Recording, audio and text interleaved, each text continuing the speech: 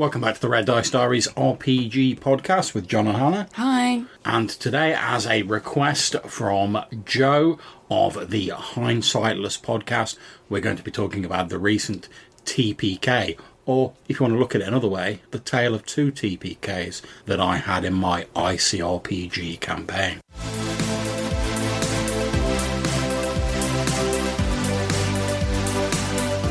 So, Joe from the Hindsightless podcast has asked you about your TPK. I've not asked you much about your TPK that happened recently. So, tell me about the party, first of all. Okay, so this was an ICRPG game. ICRPG is a sort of version of D&D, but sort of ramped up to 11, high fantasy, sort of quite swingy. And the party we had Colin playing a character called Odgid, a sort of crazy like goblin alchemist. We had two characters that were brought over from our previous Midlands game that we'd converted into ICRPG. So we had Rob playing Friar Dunstan, who's a cleric of Gale, the Golden Angel, and we had Johannes, who was playing his character Jackdaw, who originally was like a sort of stealth assassin, but because he wanted to sort of try out the magic system in ICRPG, we had a bit of a time jump, so we rejigged his character, so we had a bit of magic going on, so like blood magic and stuff like that, so still linked in with the sort of assassin vibe. And then finally we had YT playing a character called Tel Murch, who was like your sort of Phil Mitchell style, like bruiser from like the East End, you know, like bold head, big muscles, like to get a scrap with his fists, that sort of vibe. So those are the four people we had in the party. Okay, and you said this was a tale of two party deaths. What's the other party? Still the same party. Now, the reason I say it's a tale of two TPKs is because, and we'll go into this a little bit more detail in a minute, we had the original TPK, which just sort of like ended with, oh, we've all been killed in a dungeon by some ogres. But even though the characters were going to die, and they sort of knew that, and I was like, strictly speaking, guys, you guys are brown bread, that's it, you're done. We thought that like sort of finishing the campaign off on a sort of, oh, we've just got like killed by an ogre with a big club in a dungeon, was a bit of a sort of like poor ending to it, even though it had only been a short campaign. So what I did was I ran a session after that with them basically playing their characters sort of waking up on a sacrificial altar. These ogres are going to sacrifice them to summon a demon. And I was like, you guys know that they had like a sort of spiritual visitation at the start of it, which basically told them like, right, you're on borrowed time. This sort of the Golden Angel Gale, which was being followed by Friar Dunstan, is sort of holding back your deaths temporarily so that you can stop this demon being summoned. But after that, that's it. Your original deaths will come forth. So they all knew they were going to die in this sort of like after session or at the end of the session. They knew it was the end of the campaign. But because of that, it meant they were all free to sort of act out a bit, go out with a bit of a bang, you know, like sacrifice themselves and like throw themselves into it, which I thought was a far more entertaining and sort of satisfying conclusion to the little campaign, rather than just, oh, we got clubbed to death in a cave and the result was still the same. It wasn't like they knew they weren't going to be able to avoid their deaths, but at least they could go, oh, let's go out with a bang and like with a bit of heroics and stuff like that. Cool. So giving people a chance to say goodbye to their characters, really. Yeah, pretty much. And to give them a good... Yeah, the last hurrah, yeah. Yeah. So the events of the original TPK were basically, they were looking for a unicorn-type creature in one of the forests in the Havenlands just to the south of Greater Lunden to cure a curse that had been put on Friar Dunstan by one of their enemies. Now, when they travelled there, obviously you roll random encounters as you move in, and they were travelling for a number of days, so they had to make camps, set up watches, all the normal stuff you do in a D&D game when you're like hex crawling your way through the wilderness and whatever. On one night they stopped off and I was like, right, there's 4 of you, so I assume you're going to take a watch. What I'll do is, if there's a random encounter, I'll roll a d4, that's whose watch it is when the encounter's on. All the dice rolls done out in the open because that's my preference. Everyone can see what's going on. Happy days. So I went round and I was like, all right, is everyone taking a watch? And everyone's like, yeah, I'm taking a watch. And then we got to Colin, and it was like, yeah, I'm telling everyone I'm taking a watch. And I was like, the fact that you've mentioned you're telling everyone you're taking a watch implies that you're not actually taking a watch. And he was like, nah, fuck that. I'm just going to like get some shut-eye. See where this is going. And slack off. And I was like, right, okay, so we've got Colin as number 1, number 2, number 3, number 4. Let's see. There's been a random encounter. You've seen me make the roll. let's see whose watch it turns up. Lo and behold, it turns up as Colin's watch, so which is no watch at all because he's asleep. So the first the player characters know of it is they wake up to find these two large lumbering ogres have basically stomped into the middle of their camp and they're like turning over their camp. So the player characters are caught on the hop. The ogres get some blows in and a big fight breaks out. The ogres summon up a third ogre like by shouting out, who comes over. The player characters narrowly managed to squeak through that encounter. Like, it was looking really dicey for a few moments, but eventually, thanks to the healing powers of Fried Unstern, some of the magical items they've got, and a couple of good rolls, they succeed. They kill these ogres off. They're then like, all right, we best sort of investigate and make sure there's no other ogres coming, etc. So Colin's character, Odgit, he's all the stealth master. He slips off into the forest. He was like, can I follow the tracks of the ogres? I'm like, yeah, of course you can. I said it'd been raining recently. They're giant ogres. They've not been subtle, smashing their way through the trees. So he follows the trail, comes to like a sort of cavern. And I was like, oh, inside you can hear like sort of like deep rumbling snores from inside. And there's evidence of like a fire outside with like bits of human bone and animal bone, but it's not been lit for a while. And he's like, oh, this must be the goblin lair. This must be the ogre lair.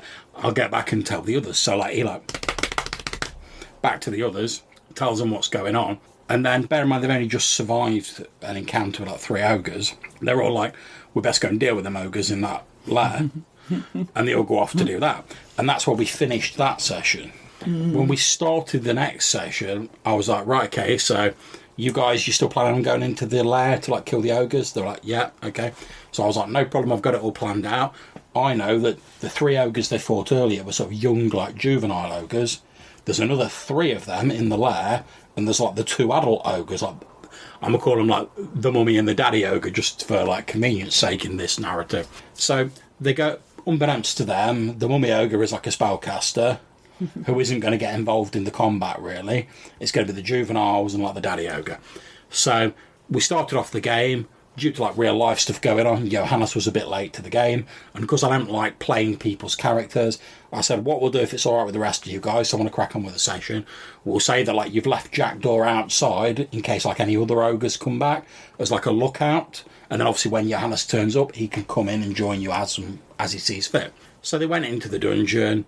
They took like 1 torch with them for some reason, I'm not sure why, but they went into the dungeon. They got very little light from the torch. It was quite sort of wet and damp and humid in there because of the recent rains. I described they could hear like a sort of buzzing noise in the distance. So they carried on moving. They got to like a little stream. There was loads of like insects swarming around it, like gnats and stuff like mosquitoes and stuff like that. They start like they have to like descend a sort of small like vertical drop at the end of the path to sort of like just to get down to like the main dungeon floor. So I was like, a few of them were like, oh right, we're going to go down there. I was like, okay, so how are you getting down? Are you using ropes, whatever? You're climbing down. Colin's character was like the Dex master. He's like, right, I'm going to climb down there. And I was like, okay, make your roll. Fails his roll like utterly. And I'm like, right, it's not very big, so you only can take a little bit of damage. But he falls down, he takes a little bit of damage. And when I said, oh, you've fallen off the wall, his reaction was to go, and he fell off the wall. And I was like, okay, so you're like screaming as you fall down? And he's like, yeah, that's what I'm doing. So I was like, okay, so I instantly rolled for like see whether any of the ogres had heard him, which I was like, it's a quiet cave system, you've just been screaming, there's lots of echoes, chances are good. Of course the ogres heard him. They know they're in their lair, so they're moving a bit more cautiously because they know the layout, the players don't, and the ogres have got like fairly good sort of night vision. So they creep up, they see the sort of hapless player characters sort of scrambling down this drop, with a little torch with like this sort of 10-foot radius of light. And the ogres, with their like massive reach of their clubs, are like, oh, we're just going to stand in the dark and let's just beyond this, and like. So the ogres wade in. They start like mashing up the player characters, like these 3 juvenile ogres. Fight. The player characters are holding their own. They're doing pretty well. They start putting down these juvenile ogres who are all like sort of like screaming as they're dying and whatever. And while that's been going on my GM map, I've been sort of moving like the daddy ogre closer. Because he's been like, oh, I can hear my kids like screaming, what's going on? But he's like, they might be just fighting amongst themselves. So he's not like running up full bore in a charge, he's just like ambling along. So it takes him a few turns to get there. In those few turns, the player characters have taken a proper licking off these juvenile ogres, but they've managed to kill them. So they've just killed them and they're like, oh, this is going a bit bad. Fry Dunstan has like done a bit of healing on him, but unfortunately he's like failed one of his spell casting rolls, with the result that he loses that spell for the rest of the day. So he's not got any healing now, really, that's any good. So when the big daddy ogre turns up and goes, "Oh, you've just killed my 3 kids, it's clobbering time," and starts laying into him. Well, the ogres in ICRPG, they have a couple of different moves they can do. One of the moves they can do is they like smash their club on the ground and it sends out like a seismic wave, and everyone has to make like a con check, I think it is, or you fall over and you miss your first action. So he comes in, he's like, boom, all of them are on their arse. So the ogre gets like a free turn. So he gets 2 like actions a turn. So he just like go, "On my first action, you roll on the ground. Second action, I'll hit one of you with my giant club. Okay, that's done a lot of damage. Right, now I've got a free turn with 2 actions. I'll hit another 2 of you with my giant club. That's done a lot of damage." So all the player characters are like really hurting already. They've already taken injuries from the juvenile ogres that they killed. Their healing's tapped out. Now the big daddy ogre's wading in and he's like mashing them up. At this point, Johannes arrived and I was like, you can hear like your fellows like screaming and like this bestial roaring from down in the cave. So his like assassin guy goes romping in. Luckily for them, starts throwing in this blood magic and stuff like that. The tide of battle sort of starts turning a bit in their favour. But they've also then got to deal with this like swarm of insects that's roused up by any activity near the thing. And basically, if you're in this swarm, you take like a small amount of damage. I think it was like D4 damage, like a turn if you're in this swarm. And the ogres, the reason they're not bothered about it is because they're too thick skinned, so it doesn't bother them. So while the player characters are fighting this ogre, the ogre knows it's not affected by the swarm. So it's like standing in the swarm, like fighting. So everyone who's fighting him, even though they're like, "Oh, we're chipping away at him, we're chipping away at him," their hit points are gradually getting knocked down by this swarm each turn. So we get to the very end of it, and basically they're all out, they're all down. There's no one to save them, they've got no healing. I'm like, strictly speaking, you're all dead.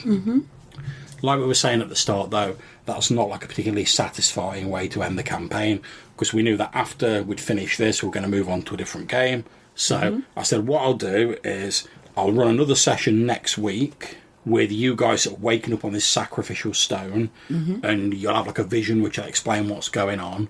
But that's going to be the last session. Like, your characters aren't going to live beyond that session, because technically you should have died in this session. You're just getting like an extra session's grace, effectively. So, when they woke up on the altar... Okay, when they woke up on the altar, Adam did like a quick sort of test to see what they noticed. And basically they're all sort of bound together with like big sort of thick like ship-style rope on this big stone. There's like the mummy ogre at the top of these stairs with like this crudely created like shrine. She's giving it all the like black speech of Mordor, like summoning up this demon and whatnot. The daddy ogre's like patrolling around at the bottom of the stairs. So they were like they were chatting amongst themselves, like whispering to each other, because I was like, and occasionally I'd make a quick roll to see if the ogre spotted him. He didn't, and they were like, "All right, we've got to get someone out from under this rope." And I was like, "The ropes are like well tight," and they were like, "Oh, I'll tell you what we'll do," which was quite clever, and I really enjoyed this bit. They were like, "Oh, Oddgit's like really small and scrawny because he's a goblin, isn't he?" I was like, "Yep." They're like, "Oh, what we'll do is the rest of us will all like exhale to expand our chests as much as we can, knowing we can't get out, but hopefully it'll give him enough slack that he can like out of the rope."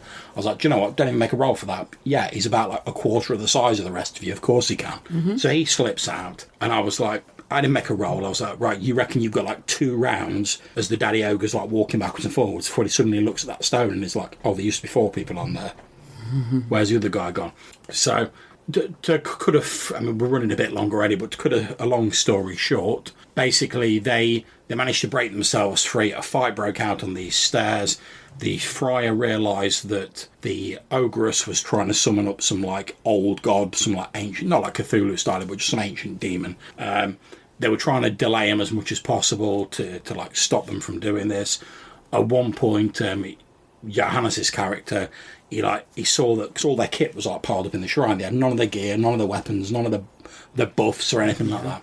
So Johannes was like, "Oh, can I see where like my spell book's at, my like demonic spell book?" I was like, "Yes, it's in the pile at the top of the stairs." He was like, "Right, I'm just going to sprint and try and get my like hand on that book." So he sprints up the stairs. I was like, "The ogress is going to spot you." I was like, "Make a dex roll, see if you can grab it before she acts." He failed the roll. I was like, "Right, the ogress is going to like tonk you on." She does the roll. They're already on minimal hit points because they've all just been like strapped to this stone. They should have been dead previously. The ogress tonks him, and he's like, "That's it, that's me done." And then Johannes says, "Oh, do I get a last chance to like do anything?" like as a sort of last hurrah. And I was like, do you know what? Why not? It's the last session of the campaign. You all know you're going to die anyway. Why not? Go for it. Whatever. And he says, oh, well, what I'm going to do is, because I'm a master of blood magic, and I've witnessed demon summonings before, because they've stopped one before in character. He's like, what I'm going to do is I'm going to try and, like, as my last act, sort of like with my own blood, because he's been, like, pounded, I'm going to draw these sigils onto me that'll, like, channel, like, the demon into my body, because I know that'll delay it while it tries to, like, adapt to my body for use as a vessel. I was like, you are absolutely right. So you do that as your last gasp. Everyone else sees, like, his body starting to, like, twist and deform as this demon's reshaping it. And I was like, right, the rest of you, like, know a bit about demon summoning. You know that, like, he's bought you a few rounds. The rest of the characters who, like I said, at the start, they had a vision from Gale, who was like, oh, I can't help you in this because I'm going to be busy, like, holding your deaths back. But, like, this demon needs to not enter the world. I'm buying you some time, but use it wisely. Because like, Fry Dunstan's been one of his faithful. So they basically rush up. They stop this demon from being summoned. They put an end to the ogres. And then I did a nice little sort of end scene with cause during the final fight, they all sort of ended up dying. I did a last sort of end scene with, you know, sort of like them sort of like appearing in like this misty sort of like afterlife background. And Gale's there, so this golden angel with him. And like Odd gets like, oh, so what happens now then? And he's just like, oh, now you get to find out what happens next. And they all turn and like walk off into the mists, and that was the end of the campaign. Nice. And like I say, again, the main reason I did that was just because, whilst I'm not necessarily a big fan of avoiding character deaths, in a situation like this where like, everyone knew the characters were dead, I'd rather have, when people think about the campaign in the future, I'd rather have them going like, oh, do you remember that last cool session where we were like taking down those ogres and we were stopping that demon summoning, rather than going like, oh yeah, we had that last session where we all got tonked by an ogre in a cave and we all died horribly. Yeah. So that's the whole reason I did it. See, one of the things with these hex crawl sort of games, for me, sort of appears to be that a lot of the stuff's quite random, and nobody wants to die to a random encounter. So it's cool that you've like sort of worked it round and made it part of a bigger part of their campaign. Well, the thing is, I've got to admit, I'm not a fan of sort of like trying to bend things to fit an established story. I mean, I agree with you. Part of the appeal of a hex crawl thing for me is that it's random. Like, you could be shot by a goblin arrow with like your first level fighter and like that's you down. But if someone's about to die and they're like, oh, can I just like gasp out one last message before I die? Or can I just like have one last action before I die? I'm going to be like, yes, you can. You can't do anything to stop dying. You're dead. But if you think one last like thing, like going like Rosebud or whatever, is going to make your character's death cooler, why would I say no?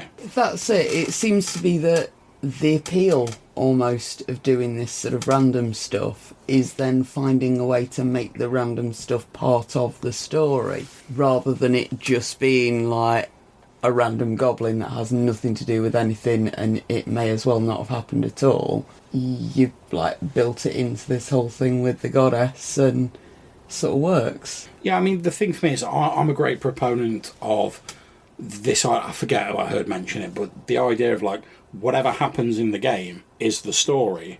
So I'm not going to come to a game with a pre-established story and then try and make the game fit into that story. Whatever the player characters do in the game, and whatever happens as a result of that, whether it's down to dice rolls, player choice, random chance, whatever, that is the story we're telling. So, and this applies to when I'm like a player as well. If I'm playing in a game and like the story becomes, oh, I got shot by like a goblin wolf rider's arrow and I like died, like sort of like shouting out something to my fellows or like my last gasp or whatever, that's part of the story. And I'm more than happy with that. But by the same token, I do like to allow a little bit of flexibility when it comes to people dying, not to stop them dying, just that if like one last little thing can make your death cooler or more memorable, why not? Something else that we've talked about a bit previously is the fact that you don't get attached to your player characters. No. And I assume the same sort of applies to your campaign. Well, it's not so much that I don't get attached to them. The thing with me is I've always got like some ideas in the back of my head for like future characters, future campaigns. So to me, if I'm playing a character in a game and that character dies, I'm already thinking like, oh, how can I make the next character cooler? How can I make the next character even more enjoyable? And I just move on to that. I might be like, oh, it's a shame I won't get to like do a bit more with this character. But like I say, I'm already thinking of the next character and what like cool stuff I can do with them. So I find by sort of moving forward like that and not dwelling on the character I've just lost, it makes it a lot easier for me to go, oh yeah, it was a bit of a that I got taken out by that one goblin arrow, but them's the breaks. Mm-hmm. Let's see if I can do better with my next character. And what about the campaign world? Are you just as happy to move on to a new one there? Yeah, we're moving on to a new campaign world now. And if your players had wanted to do another story in the same campaign world... Yeah, I'd have been happy with that. What I'd have probably wanted to do, though, is because we've just done like 2 campaigns set in the same campaign world with different games. Mm-hmm. What I'd have probably done, if they'd have been like, oh, we really want to carry on like doing some sort of London stuff, I'd have probably gone, well, let's try another game for the next campaign, and then in future we can sort of swing back round to this setting again. Because I do like to every couple of games like, have a bit of a break or do something a little bit different, just to keep things a little bit fresh and a bit more interesting for myself as the GM. So, this has been our episode 8, Tale of Two TPKs, as requested by Joe of the Hindsightless podcast. I hope you've enjoyed this episode, Joe, and I hope other people listening to it have enjoyed it as well. If you will want to leave us a message and tell us about any memorable TPKs you've had in your games, or anything else, or put in requests for future episodes, you can leave us a message on SpeakPipe. There's a link in the description below, or you can drop us an email to rddrpgpodcast@gmail.com. Until we see you next time, take care, stay safe, and keep gaming. Bye.